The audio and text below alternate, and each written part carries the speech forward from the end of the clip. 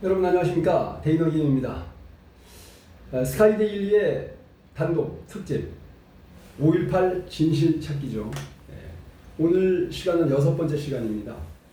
스카이데일리가 특집판으로 40페이지 책 한 권 분량에 해당하는 5.18 특집판을 냈습니다. 여기 31개 주제의 글이 실려 있는데 오늘은 6번째 글입니다.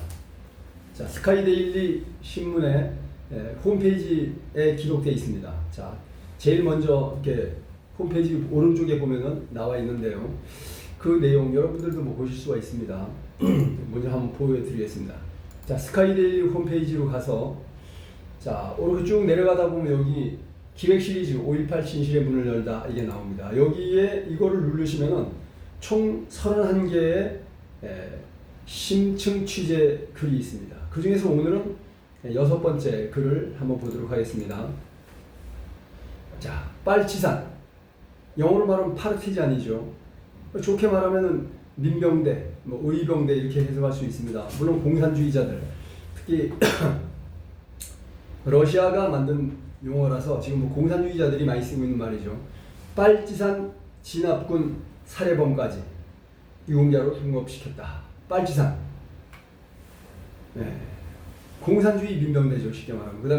그 다음에 이 투입되어 있던 진압군, 국군을 살해한 범법자까지 유공자로 둔갑시켰다.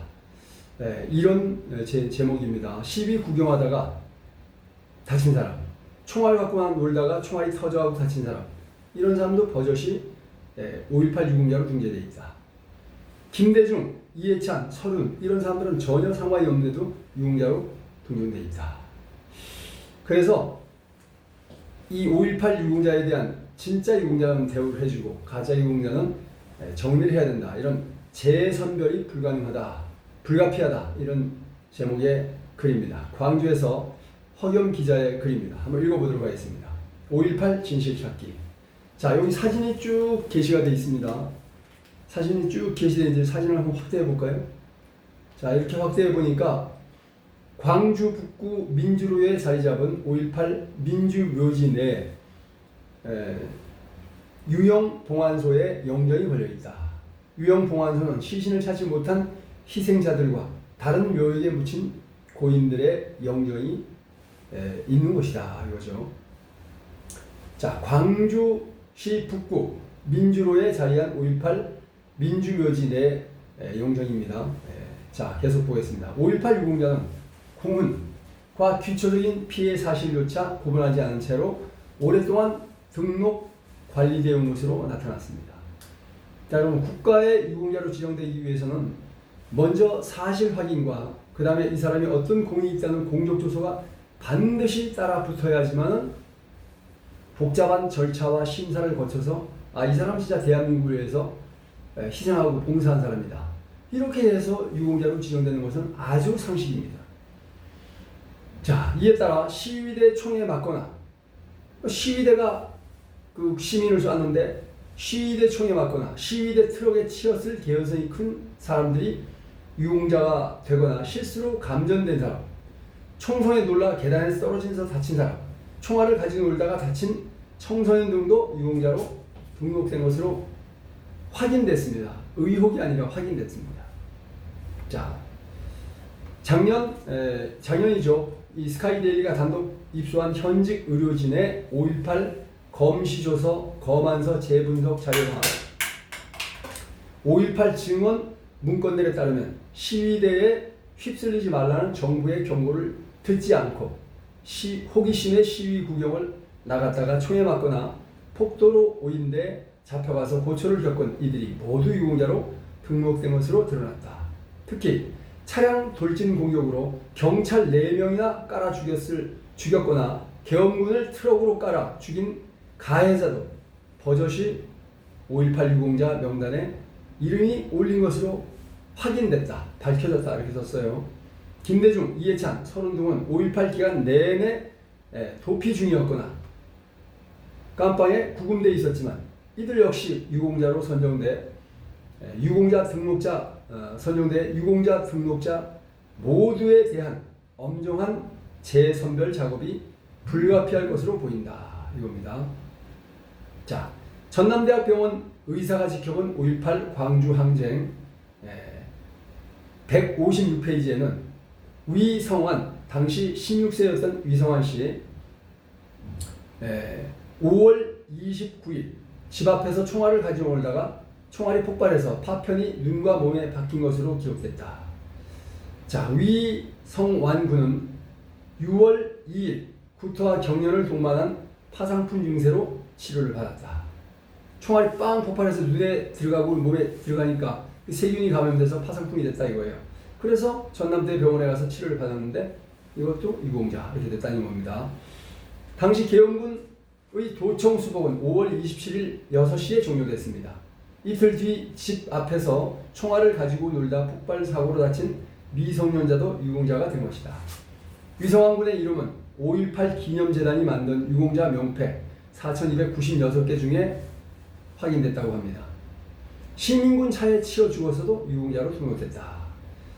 자, 친구류 도매를 하던 조영복 씨는 당시 36살 시민군 차에 치여 유공자가 됐습니다.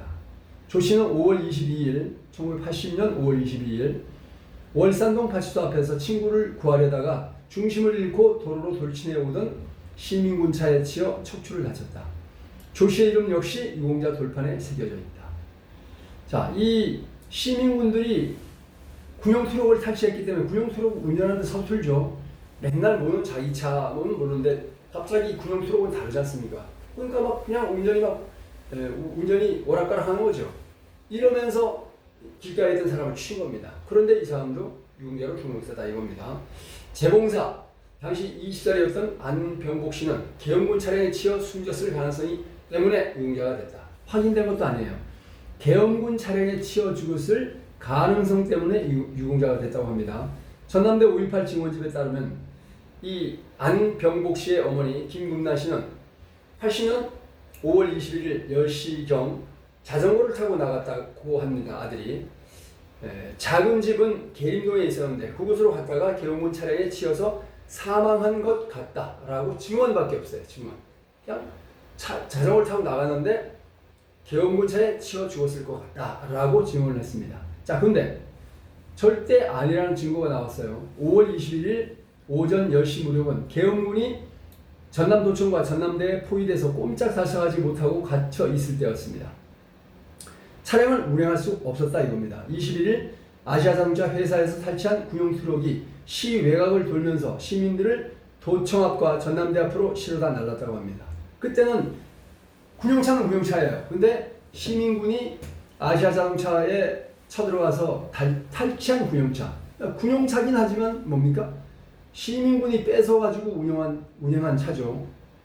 자, 그런데 확인된 것도 아니고 의혹, 증언 하나만으로 확인되지 않고 증언 하나만으로 그냥 치워 죽은 것 같아요. 이 말 때문에 유공자가 됐다.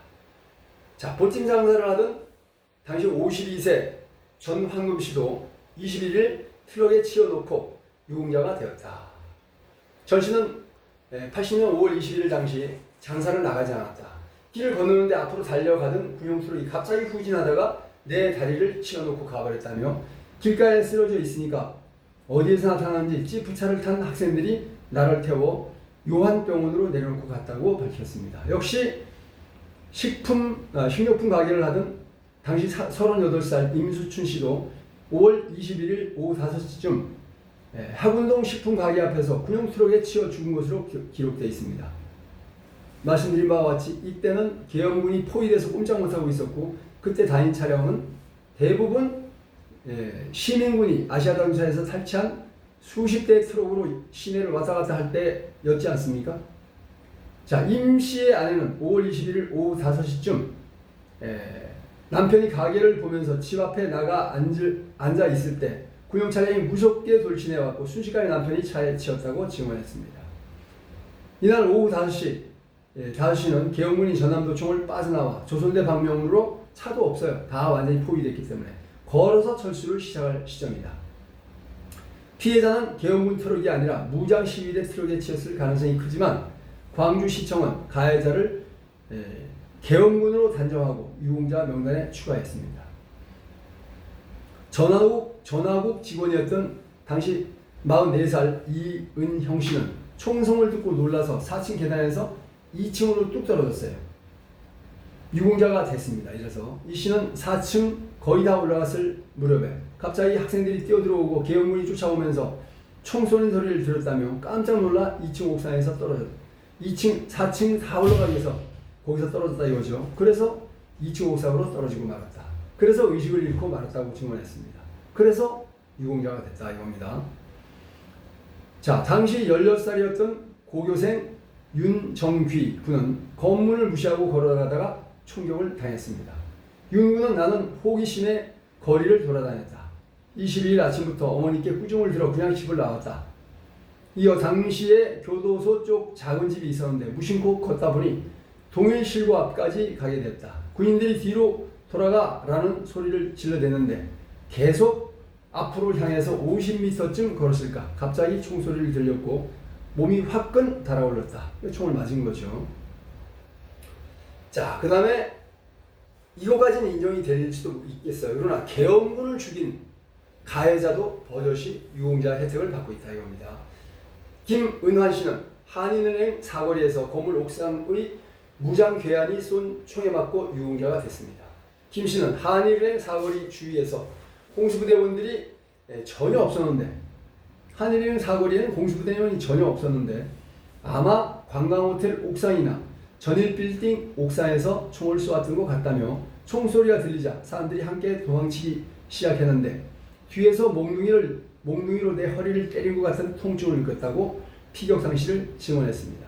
그러면서 다친 지 8년이 지나도록 별다른 이상이 없는 것을 보면 상처가 잘 치료됐다고 생각한다며 보상금도 준다면 사양치 않고 받겠지만은 보상금을 받기 위해서 앞에 나서지는 않겠다. 나서서 설치지는 않겠다.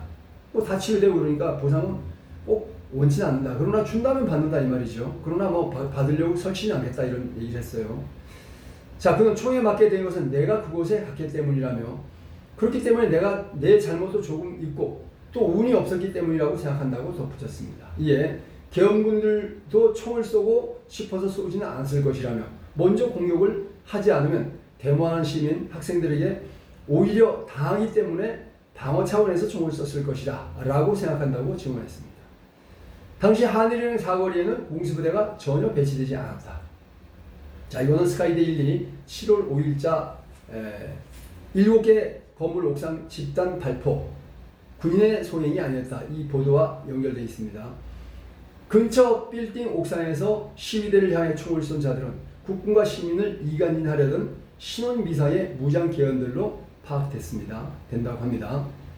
자, 당시 19세였던 김영봉 씨는 5월 21일 오후 늦게 계엄군이 광주시 외곽으로 철수한 날 밤 경계를 서려고 옥상에 올라갔다가 고압선에 감전돼 유공자가 됐습니다. 김 씨는 옷을 갈아입지 못하고 보초를 서기 위해 그 옥상 건물로 올라갔습니다. 광주 시내는 칠흑 같은 어둠이 잠겨 있었다며 나는 카빈 소총을 들고 보초를 서기 위해서 총을 드는 순간 뜨끔! 이거 뭡니까? 건물 옥상에 330V짜리 고압선이 있지 않습니까? 그 총이 거기 딱 부딪힌 거예요. 총구가 고압선에 다 감전된 것이라고 증언했다. 전남대병원 의사가 지켜본 5.18 광주항쟁 155페이지에는 5월 21일 낮 아파트 옥상으로 피신 중 고압전선 3300V의 감전이라고 기술되어 있습니다. 자, 이금용씨는 5월 20일 80년이죠. 1980년 5월 20일 계엄군 첫 사망자인 공수 3공수여단 정관철 중사를 죽게 한 가해자인데도 유공자로 등록됐다고 나와 있습니다. 집단 발포가 있었다고 시민군이 의혹을 제기한 21일보다 하루빠른 20일 저녁 6시 30분쯤 이 씨는 전남대 사거리에서 대형 트럭으로 계엄군 지프차를 고의로 들이받아 정중사를 죽게 만든 공적으로 유공자가 됐다. 공무 수행하던 군인을 들이받아가지고 죽게 만든 사람이 유공자가 됐다는 얘기입니다.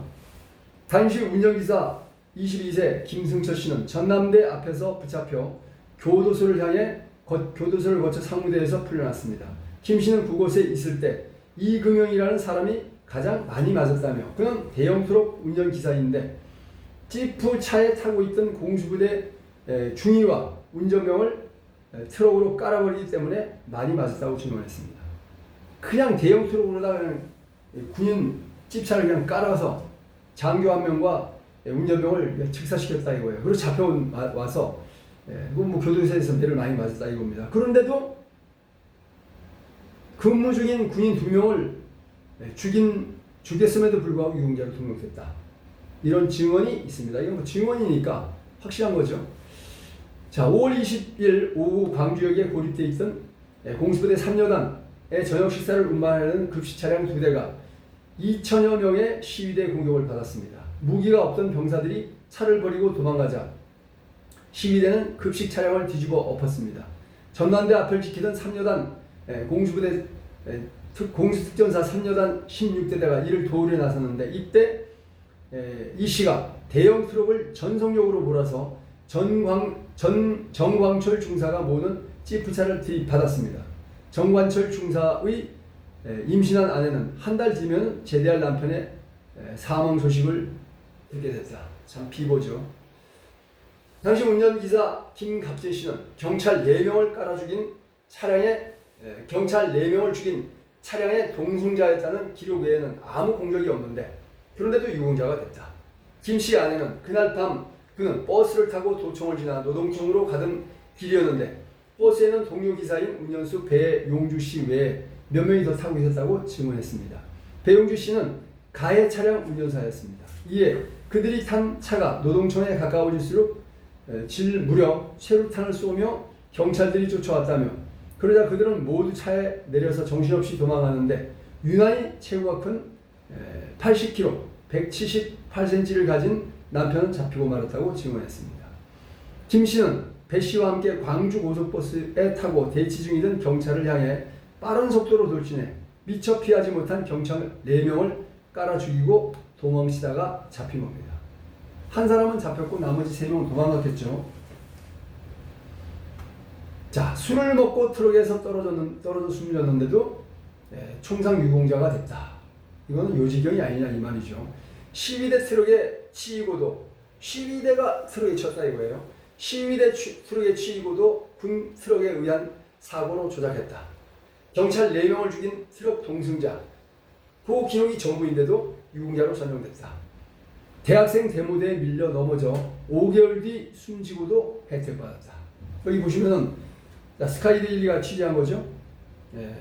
1980년 5월 광주 5.18 기념관 내 지하 추모 공간 추모 승화 공간에 돌판으로 쫙 새겨져 있습니다. 이게 4천 몇백 명이라고 해요. 자, 이게 이렇게 죽은 사람들의 명단이라고 합니다. 자, 5.18 당시 광주에 없던 정치인들도 이름을 올렸다. 당시 28세였던 이해찬은 5.18 기간 광주에 가본 적이 없었다. 그도 이 기간 내내 도피 생활하다가 6월 18일 체포됐다. 서른, 당시 27세. 고려대학교 학생운동권으로서 이해찬, 신재철과 함께 학생 시위를 기획하고 지휘했던 자입니다. 5.18 기간 내내 도피하다가 6월 18일 붙잡혔다. 광주 제1고 출신의 서울대 총학생장 심재철, 지금 국회의원이죠. 지금 아닌가 보네요. 지난번까지 국회의원이었습니다. 심재철은 5.18 내내 검거를 피해 도망다니다가 6월 자진 출두 형식으로 검거됐어도 정작 본인은 유공자로 신청하지 않았다. 내가 공을 세운 게 없기 때문에 난 유공자 될 자격이 없다. 그래서 신청하지 않았다 이거예요. 양심적이죠? 그러나 함께 운동을 한 서른은 유공자로 등재됐다. 여러분들이 판단하시길 바랍니다. 소년 빨치산 출신의 장두석, 개명 전에는 이름이 장칠석이라고 합니다. 소년 빨치산 출신의 장두석, 또 유공자 명단에 올랐습니다. 자, 장두석은 6.25 전쟁 당시 소년 빨치산 출신으로 체포됐다가 당시 15세 나이가 어려 한 달 만에 풀려났다고 합니다. 5.18 때 전남도청을 출입하며 도청 밖 운동권과 도청 내 무장세력을 잇는 연락책으로 활동했다는 의혹을 받아왔습니다. 개헌군법회의에서 징역 7년이 구형됐고 3년을 선고받아 형이 확장됐습니다. 자, 백주년 기념교회 권사 A씨는 2003년 지인의 소기로 장두석이 자연의학으로 사람을 치유한다는 민족생활학교에서 들은 내용을 전했습니다. A씨는 강사라는 사람 장두석이 6.25 민족해방전쟁을 실패한 이유가 십자가 씨앗을 다 안 말려서 그렇다면서, 그러니까 교회를 싹 청소해야 되는데 못해서 그렇다 이거죠. 십자가 씨앗을 다 말리지 못해서 그렇다면 이번에는 모두 죽이고, 교인들을 모두 죽인다는 뜻이겠죠. 태워서 통일을 이루자고 선동해서 놀랐다고 증언했습니다. 민족생활학교는 장두석이 1989년에 세운 단식학교입니다. 1975년에 세운 자연건강대학의 후신으로 알려져 있습니다. 조국통일 범민족연합, 범민연이죠. 남측 홈페이지에 장두석을 통일애국열사로 소개하고 있습니다. 가정주부 30살 홍란씨는 자녀를 찾기 위해 집 밖으로 나왔다가 총격을 받았습니다. 홍씨는 막 시댁 대문 앞에 왔는데 총소리가 났다. 총알이 빗발치듯 나에게 쏟아졌다고 증언했습니다. 남현애씨는 갯돈을 갖다 주기 위해 외출했다가 노동청 부근에서 총격을 당했다. 남씨는 공수부대가 갑자기 총을 난사했다며 내 다리가 좀 이상했다. 감각이 없었다. 팔도 그랬다. 총에 맞은 것이다 라고 진술했습니다. 홍씨와 남씨는 모두 유공자로 등록됐습니다. 문제는 도청 앞 계엄군은 차량 돌진 공격을 받았을 때 돌진 차량을 향해서만 대응 사격을 했고 그 외 민간인을 향해서 사격을 하지 않았습니다. 당시 전일 빌딩 등 주변 고층 건물 옥상의 무장 괴한이 노동청 주위에 몰려든 시위대에게 무차별 총격을 가한 사실이 이미 드러난 바 있습니다. 채소 장사 김동씨, 당시 49세 김동진 씨는 술을 마신 뒤 차를 타고 가다가 차에서 떨어져 갖고 대퇴부가 뭉개졌다. 고인의 유족은 주위 사람들의 말에 의하면 아버지는 21일 동네 친구 세 분과 함께 월산부락 골목 어디에 있는 술집에서 술을 마셨다고 한다며, 그런데 그날 밤이 늦도록 돌아오지를 않아서 축구들이 찾아다니던 중 전남대병원 영안실에서 아버지를 찾았다고 합니다. 이어 부검을 할 때 얼핏 보니 아버지는 대퇴부가 거의 뭉개져 있었다. 총상으로 인한 상처인지 잘 모르겠다. 총상으로 인한 건지 모른다 이거예요. 차에 깔려서 그냥 다리가 뭉개졌을 수도 있죠. 나중에 들은 소문에 의하면 아버지는 술을 드신 상태로 차를 타고 가다가 떨어져 돌아가셨다고 하는데 확인할 길은 없다라고 진술했다고 합니다. 자, 시민군끼리 5인 사격 가능성도 재검토의 대상이 된다 이거죠. 의학적 소견으로는 총상으로 대퇴부가 뭉개질 수 없다. 그렇죠? 몸이 두꺼우면 모르는데 대퇴부 같은 경우에 관통하면 끝이죠. 달리는 차 안에서 굴러 떨어지며 다쳐서 유공자가 된 것으로 간주가 된다고 의사가 말했다고 합니다. 타에서 떨어져서 차에 길에 널브러져 있으면 다음 차가 밟으면 모르고 그렇게 될 수 있겠죠. 5인 사격 희생자로 보이는 방위병이자 자동차 부품 공장 직공인 당시 22세 김영환 씨도 유공자로 등록됐습니다. 고인의 어머니는 이웃이 뛰어오더니 글쎄 현관이가 백운동 근처 철쭉에서 총에 맞았다고 합니다. 얼굴이 푹 팬 채 시체가 현관이의 옷을 입고 있었다고 말했습니다. 역시 당시 20세 양희영, 당시 17세 양희태 형제도 백운동 철길 주변에서 숨진 채 발견됐습니다. 5.18 당시 백운동 철도에는 계엄군이 배치된 적이 전혀 없습니다. 군인은 철저하게 이 작전 일지를 기록하기 때문에 틀릴 수가 없어요. 무장 시위대끼리의 5인 사격 가능성이 제기되고 있습니다. 5월 21일 오후 5시 계엄군은 전남도청을 빠져나와서 걸어서 조선대로 퇴각하기 시작했고 6시쯤 식사를 하고 7시부터 조선대에서 탈출해 무동산으로 퇴각하기 시작했습니다. 이날 오후 5시 백운동 철길 지점에서 무장 시위대끼리 5인 사격을 벌여 여러 명이 숨진 정황이 있습니다. 양동시장에서 야채 장사를 하던 당시 66세 김명철 씨는 22일 실종됐다가 도청 안에서 시신으로 발견됐습니다. 검시 결과 얼굴 반쪽이 없고 복부에 시퍼렇게 먹는 자국이 발견됐습니다. 검시 조서에는 좌전 두부 좌상 타박사로 기록해 있습니다. 교통사고로 배를 들이받친 뒤 숨졌을 가능성이 더 크다. 자, 당시 84세이던 고령의 박갑수 씨는 집 앞에서 전남대생 소녀를 기다리며 시위를 구경하다가 계엄군에게 쫓겨 도망치는 시위대에 밀려 넘어져 부상을 당했고 5개월 뒤 사망했습니다. 소녀는 할아버지는 집 앞에 있는 현대일시장 앞에서 학생들이 데모하는 것을 보고 내가 걱정이 되어 기다렸다며 그러다가 계엄군에게 밀리는 시민, 학생들과 부딪혀 쓰러지고 말았다고 증언했습니다. 5.18 기념재단이 만든 유공자 명패에는 48년 7월 14일생 김영철 씨의 이름이 있습니다. 5.18 관련 의료 기록에도 YWCA 신용협동조합 직원 32세 김영철 씨가 스스로 자기 머리를 콘크리트 기둥에 모서리에 받아 다친 뒤 정신 이상 증세를 겪었고 9년 뒤 1989년 8월 17일 숨진 기록이 있습니다. 명패에는 또 문기현이라는 이름도 있습니다. 의료 기록에 따르면 사대지호 고등학교 2학년 당시 18세 문기현 씨가 전남대병원에서 37일간 뇌막염 치료를 받았다는 기록이 있습니다. 자, 의학 박사 A씨는 본지에 스카이데일리죠. 스카이데일리에 이들은 유공자가 아니라 억울한 피해자이거나 운 나쁜 피해자일 뿐이라며 5.18 기간에 죽은 사람이라면 사망 원인은 몰라도 유공자가 된 경우가 있다고 밝혔습니다.